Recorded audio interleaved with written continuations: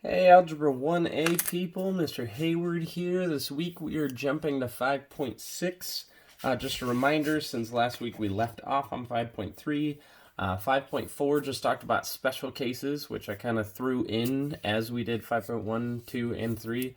And then 5.5 is something we skip all together because it is stupid. Okay, so anyways, 5.6, we're doing the notes today, so that's the odds, 1, 3, whatever, 5, 7, 9, sure. And you can see that it says graphing linear inequalities. Okay, so we've done graphing linear stuff. We did it a button. That was your awesome song that you got to listen to like 1,004 times. But that was always graphing linear equations. Y equals mx plus b, they always had an equal sign. So today we're going to look at how that looks different if you've got an inequality sign. Okay? All right, now, just for fun, here's what I'm going to do. I'm going to pretend that this does not have an inequality sign. I'm going to pretend it has an equal sign. And I'm going to remind myself, what do I do to graph y equals mx plus b? If you're not doing the dance in your head already, pause this. Go watch that video. I can email it to you again if I need to. Okay, then come back. You should be doing the dance here. You should say that this right here is your y-intercept, right? So on the y-axis, I find 3. Now this right here is your slope, not the x, but the numbers in front of x. In this case, you need to remember there's an invisible one here and an invisible one here. Okay. So then this would say negative 1 over 1. Well, the top number tells me up or down, negative being down. The bottom number tells me left or right, positive being going to the right. So down 1, right 1, down 1, right 1, down 1, right 1. I usually say put as many as you can. In fact, you could even go in the other direction. Instead of down right, you can go up left, up left, up left. Okay, now, typically, we would take this then, and we would connect these, and we would be done. But we've got more to do here. Okay? There's actually one more thing that I need to do, and this is going to look weird. Now, this line right here, it is cut the graph into two different pieces. Top right, for lack of a better term, bottom left. Okay? My final answer here, before I am finished, I actually have to shade in this entire bottom section. Okay? Now don't forget, when we did equalities, and I'm going to explain why we just did that, but when we did equalities, we were trying to find the line of all of the coordinates, all of the ordered pairs that would satisfy this right here. So for instance, let me pick one ordered pair right here. That is the point 2, 1. If I were to take 2 and plug it in for x, 1 and plug it in for y, this right here would be equal. Okay? But we're no longer talking about an equality. We're talking about an inequality. Okay, so I'm talking about y is less than or equal to negative x plus 3. So let's see what happens if I were to take an ordered pair somewhere inside this shaded region. Let's say I took, I don't know, this point right here. That is the point negative 4, 1.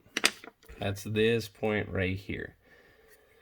Don't forget, your first number is always your x, your second number is always your y, and I'm going to see what would happen if I were to take those, the x and y, that ordered pair, and I were to plug it in here. So the y is 1. And then the x is negative 4. Don't be tricked by the negatives. This says negative x. X is a negative 4, so it's a negative 4. Then you should instantly say two negatives make a positive, right? And then 1 less than or equal to 4 plus 3 is 7. Okay, so maybe you're thinking a couple of different things. Well, 1 does not equal 7, so this is wrong. That thought is wrong. You are correct that 1 is not equal to 7, but this says 1 is less than or equal to 7. Since 1 is less than 7, this is a true statement. That means this right here is actually a solution to this inequality. All right, so now let's get back to the how do I know which area to shade? It is very quick and simple. You look at the sign. You're going to want to write this down. There's only 4 signs. There's less than or equal to. Then there's greater than or equal to. So these are my 4 signs, right? If you have a less than or equal to, that means you are going to shade down. Down. If you have a greater than or equal to, that means you are going to shade up. Weird looking arrow. Okay? So like in this case, I drew my line, and then I'm going to look at this line, and I'm going to look at my sign, less than or equal to, so I'm going to shade down. Now it's not directly down because it's a diagonal line, but if you draw your line, I think it's pretty easy to see what part is above it and what part is below it. Okay, this will work a large majority of the time. Down. All right, that's most of it. Let's go to the number 3. Let's see how this would work. Okay, so the first thing I need to do is I need to draw my line. Okay? So I'm going to start here and I'm going to say, what's my y-intercept? Well, shoot, I don't even have a number at the end here. Don't forget, don't be tricked. You can always put a +0. So my y-intercept is 0. And then -1/4. I'm going to write that off to the side. -1 over a +4. Don't forget, this is rise over run. Rise over run. Now in this case, my rise is actually a fall because I go down 1, and then my run is I go to the right 4. So down 1, right 4. Or I could work backwards. I could go up 1, left 4. Those are the only 3 points that fit, and I'm going to connect them. That should not be new at all. That should be, oh, we've done that a ton. I'm good to go. Now, your last piece is to say, should I shade above or below? There's only 2 different areas here, above or below. Since this says less than or equal to, the less than part means shade down. Okay, now when you're doing this in class, sometimes I get my meticulous people who shade more like this. They shade every single piece. Then I'll get some people that do something like that. I don't care. Either is fine. As long as I can tell which side you've shaded, whether you're a OCD person or whether you are a lazy person, whatever, I don't really care. But done. That's it. Now, just for fun, I know, funsies, right? I want to see what would happen if I took a point, let's say like this one right here. I'm going to take that point that's not in the shaded region. What would happen if I took a point that's not in the shaded region and I plugged it in? Okay, so for instance, this is the coordinate 3, 2. So I'm going to take this y less than or equal to -1/4 x. That was our original inequality. I'm going to take this x and y, this ordered pair, and I'm going to plug it in. So the y in this case is 2. -1/4 times 3. Okay. I'm assuming you have calculators, so you would say -1/4 times 3 is a -0.75. Okay. Now in your brain hole, I want you to think. 2 is less than or equal to -0.75. Is that a true statement? Even if you're really bad with decimals, you should be able to look at that and say, positive number is less than a negative number. False. Is a positive number equal to a negative number? No. So this is not a true statement. And that is how you can tell that this is not a solution. Now, if I were to take any coordinate anywhere in the shaded blue region and I were to plug it in, it would give me a true statement. If I were to take any coordinate or any point in the non-shaded region and I were to plug it in, it would give me a false statement. That is because the shading in this case is a picture of the solutions to this inequality. Kind of getting it? All right, let's flip over to the back. Okay?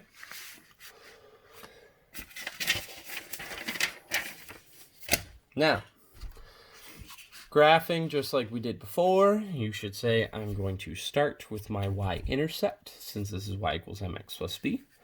-2, I'm going to put a point. Awesome. Then I'm going to follow my slope. My slope is -2, +3. Rise over run. I could even make more points. -2, +3. I could go in the other direction. Instead of down right, I could go up and left, up and left. Okay, now right now, if you were to connect those, I can almost guarantee you would connect them incorrectly.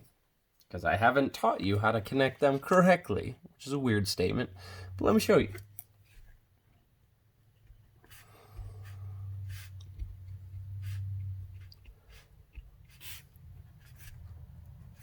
Okay, so you should look at that, and your question should be, why on earth did Mr. Hayward draw a dotted line as opposed to a solid line? Okay, I want you to flip the page back over. I'm not going to, but I want you to look at numbers 1 and 3, and then look at number 5. Then go back and look at 1 and 3, then come back and look at 5. Do that 1 or 2 more times, or however long it takes you to tell me what the one big difference is. How's number 5 different from 1 and 3? If you said it doesn't have an or equal to sign, then you are correct. So we said this thing earlier. We talked about shading, right? Where we said if you've got less than or equal to, that's when you shade down. If you've got greater than or equal to, that's when you shade up. All very true, but there's another part. Now I'm going to put my signs into 2 different categories, but the categories are going to be slightly different. 2 of my signs have lines underneath them, whereas 2 of them don't. This is how I tell if I should do a dotted or a solid line. Dotted or a solid line. All right, now I'm going to go back and do a little bit more of an explanation here. Just to show you again, number 1 has a solid line, okay? Line underneath it, so I did a solid line here. Number 2 has a line underneath it, number 3 has a line underneath it, so I drew a solid line here. But number 5 does not have a line underneath it. Now the difference here is if I were to take any of these coordinates, like if I were to take 2, 1, and if I were to plug it in here, let me show you what would happen. I'll just go off to the side and do this very quickly. So I've got y is less than or equal to -x plus 3. And I'm going to take this 2, 1, and I'm going to plug it in. So y is 1, and then in this case x is 2. 1 less than or equal to -2 plus 3 is 1. Is that a true statement? Yes, it is, because 1 is not less than 1, but 1 is equal to 1. This sign right here says less than or equal to, meaning one or the other. It's impossible to be both, but you can either be one or the other, or neither. Since it's equal to, this is a true statement. Every single point on the line here would actually satisfy this inequality, okay? Now let's go back to number 5 and let's see what would happen if we did the exact same thing. Now, number 5, I'm going to take this point right here, which is 3, -4. And I'm going to plug that in and I'm going to show you what happens. All right, so I'm going to take, is that a good point? Yeah. Y is less than -2/3 x minus 2. That's our original inequality. And I'm going to plug in 3, -4. So the y value is -4. The x value is 3. Okay? Now watch what happens here. Again, you have a calculator, so you should be able to plug this in. -2/3 times 3 is -2. -2 minus 2 is -4. Is that a true statement? You should say no. Now this is weird, right? -4 is less than -4 is a false statement. Negative 4 is not less than negative 4. Those two things are equal to each other. Now, just like when we plugged the stuff in for number 1, we got the same thing on both sides. But the difference is, here, I had this line underneath saying, oh, it's okay if I have the same thing on both sides. But down here, I don't have this line underneath. So it's not okay to have the same thing on both sides. So essentially what I'm saying here, if we look back at number 5, this line that I'm drawing here, this is just to separate the solutions from the non-solutions, but the points on top of this line actually are not solutions in and of themselves. Kind of weird. All right, then we had to do one last thing, and that was, are we shading above or below? We're going to come back here and say, let's see, my sign is less than, so that means I am going to shade below. That's my answer. All right, so recap. When I graph these, I'm first going to graph the line, or I'm at least going to graph the dots, and then I have two questions to ask myself. Is that line solid or dotted, based on the sign? Once I've put that down, do I shade above or below, based on the sign? That's it. Okay, let's shift down to number 7. Okay, so number 7, you should look at that and instantly notice one thing. That is not in slope-intercept form. That's in standard form. So before I do anything else, I need to take this and I need to put it in slope-intercept form. Now, sometimes people make the mistake here of saying, well, this inequality sign is messing with me, so I'm just going to switch it for an equal sign, and then when I'm all done changing things around, then I'll go back and plug in the inequality sign, which is not a good idea here. Let me show you why. Don't forget you have an imaginary 1 here. That'll be helpful. So I want this just to have a y on the left-hand side and nothing else. Okay? So I'm going to subtract x. So now it says negative 1y is less than or equal to negative x plus 3. And then I'm going to divide everything by negative 1. Well, this goes away and I just have a y. Negative x divided by negative 1 is a positive x. 3 divided by negative 1 is a negative 3. At the same time, you need to go back and remember, anytime you divide or multiply both sides of an inequality by a negative, you actually have to flip your sign. So if you had just taken the inequality sign out and then come back and plugged it back in, you would have the wrong sign. All right, so now we need to graph y is greater than or equal to x minus 3. So the same thing we did before. Here's my y-intercept. Here is my slope, but don't forget you have a 1 over 1 in front of that x. So up 1, right 1, up 1, right 1, up 1, right 1, up 1, right 1, up 1, right 1, up 1, right 1. Or down 1, left 1, down 1, left 1, down 1, left 1. You still should be doing the dance. Yup. Okay. Now you need to ask yourself two questions. Is it dotted or solid? That's the first question. Come back here and say, since I've got a line underneath it, that means this is going to be a solid line, okay? Line underneath the inequality sign, solid line on the graph. Then my second question is, where do I shade? Well, since this says greater than or equal to, now I'm actually going to shade above. So I shade everything here, and I'm done. Kind of light. Better. So graph the line, dotted or solid, where am I shading? Breaking it down, those three things. Let's see if we can do that with our last problem here for the day. This is number 9.